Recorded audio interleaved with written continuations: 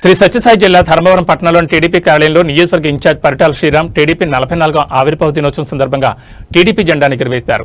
అనంతరం TDP party ఆవిర్భవించిన 1982 సంవత్సరం నుంచి ఈ రోజు వరకు పార్టీని వేడకుండా ఉన్న వ్యక్తులను, కుటుంబ సభ్యులను సన్మానించారు. అనంతరం టీడీపీ కార్యాలయం నుంచి ఎన్టీఆర్ సర్కిల్ వరకు ర్యాలీగా వెళ్లి నందమూరి తారక రామారావు విగ్రహానికి పూలమాలలు వేసి నివాళులర్పించారు. ఈ సందర్భంగా పరిటాల శ్రీరామ్ మాట్లాడుతూ టీడీపీ పార్టీ తరతరాలుగా ఎప్పటికీ నిలిచుంటుందని, పార్టీని వేడకుండా ఉన్న వారికి, నాయకులకు, కార్యకర్తలకు టీడీపీ పార్టీ గుర్తింపిస్తుందని తెలిపారు.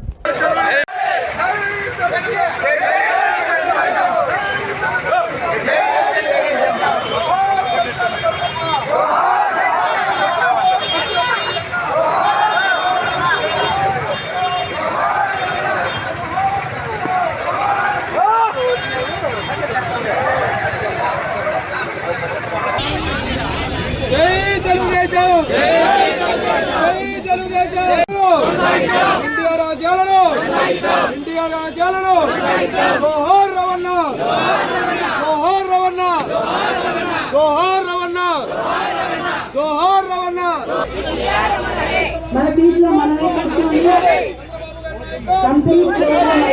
అక్కడే ఏదైతే ఇప్పుడు మన ప్రోగ్రామ్ జరుగుతుందో అది లైవ్ గా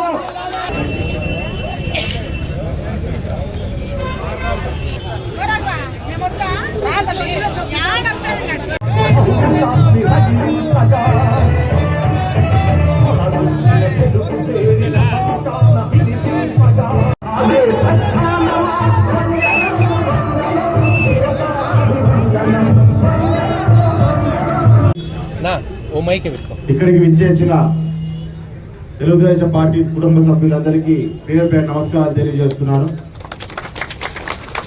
ఈరోజు పార్టీ పెట్టి ఈ రోజుకి 44 ఏళ్ళు అయింది. అంటే 1982 హైదరాబాద్ ఎమ్మెల్యే క్వార్టర్స్లో ఒక విప్లవం పురుడు పోసుకుంది. అంటే ఈ రాష్ట్రాన్ని మార్పు వైపు నడిపించే ఒక విప్లవం, వెనకబడిన తరగతులను, వెనకబడిన వర్గాలను ముందుకు తీసుకొచ్చే విప్లవం, ఆర్థిక సామాజిక అసమానతలకు వ్యతిరేకంగా పోరాట మొదలైన విప్లవం.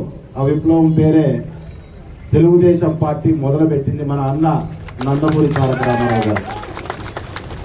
ఆ రోజు రాష్ట్రంలో ఉన్న పరిస్థితులకన్నిటికీ వ్యతిరేకంగా, అంటే ఒక్కసారి ఆలోచన చేయండి. ఒకసారి మనం తిరిగి చూసుకున్నట్లయితే ఈ రాష్ట్రంలో అన్ని రకాల అభివృద్ధి కార్యక్రమాలు కావచ్చు, సంక్షేమ కార్యక్రమాలు కావచ్చు, గవర్నమెంట్ అనేది ప్రజల కోసమే పని చేయాలి అనే ఒక నినాదంతో ముందుకొచ్చిన పార్టీ. అందులో ఈ సంక్షేమం కానీ, ప్రజల అభివృద్ధి కానీ, లేకుంటే రాష్ట్ర అభివృద్ధి కానీ తెలుగుదేశం పార్టీ సమయంలోనే అది మొదలవుతూ వచ్చింది.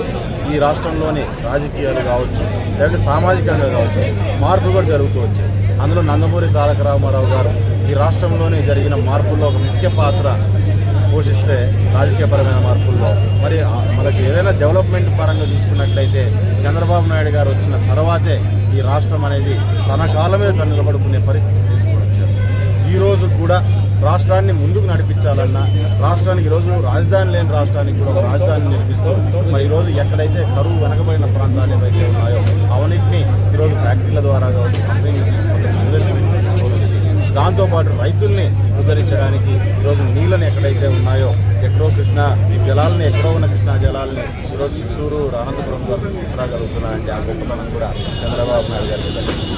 ఎప్పుడైనా సరే ప్రజల చైతన్యం, ప్రజల అభివృద్ధి, దాంతోపాటు రాష్ట్ర అభివృద్ధి అనేది తెలుగుదేశం పార్టీ యొక్క ముఖ్యమంత్రి ఎజెండాగా పెట్టుకొని ఈరోజు ముందుకెళ్లే పరిస్థితి. అదే రకంగా ఈ రాష్ట్రం ఇన్ని రోజులు నిలబడగలిగింది అంటే అది కేవలం చంద్రబాబు నాయుడు గారు లేకుంటే నందమూరి తారక రామారావు గారి స్ఫూర్తి మాత్రమే కాదు. ఈరోజు నారా లోకేష్ గారు ఈరోజు కార్యకర్తలు ఎవరైతే ఉన్నారో వాళ్ళందరినీ కూడా బలంగా నిలబెట్టుకుంటూ ముందుకెళ్తున్నారు.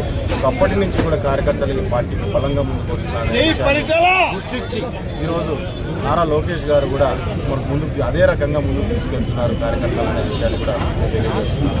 అదే రకంగా 44 ఏళ్ల చరిత్ర, ఇక్కడి నుంచి ఇంకొక 100-200 ఏళ్ల చరిత్రను కూడా మనం చూడబోతున్నాం. ఈ రాష్ట్ర అభివృద్ధిలో ఒక ముఖ్య పాత్ర తెలుగుదేశం పార్టీ కూడా పోషించబోతుందని కష్టపడే కార్యకర్తకి గుర్తింపు ఖచ్చితంగా అండి. ఎందుకంటే తెలుగుదేశం పార్టీ మొట్టమొదటి నుంచి ఆవిర్భావం నుంచి కూడా ఈ రోజు దాకా కార్యకర్తల భుజాల మీదనే తెలుగుదేశం పార్టీని మోసుకుంటూ ముందుకొచ్చారు. ఖచ్చితంగా వారికి అందాల్సిన గుర్తింపు లేటు కావచ్చు, కానీ గుర్తింపు లేకుండా పోయే పరిస్థితి అయితే ఖచ్చితంగా ఉండదు. ఈరోజు లేట్ అయితే లేట్ అయిండొచ్చు, అంతేగాని గుర్తింపు లేకుండా పోయే పరిస్థితి ఉంది. కానీ కొన్ని కారణాల వలన అది డిలే కావచ్చు, కాబట్టి అది మాత్రం ఇది కాదు. కానీ ఎవరైనా సరే ధైర్యంగా ముందుకెళ్ళాలి. ముఖ్యంగా తెలుగుదేశం పార్టీలో మనం చూసుకున్నట్లయితే గుర్తింపు అనే దానికంటే కూడా వాస్తవంగా ప్రతి కార్యకర్తలు నాయకుల్లాగా ఈరోజు గ్రామంలో కానీ లేదంటే ఏ సమస్య మీద కానీ పోరాటం చేసే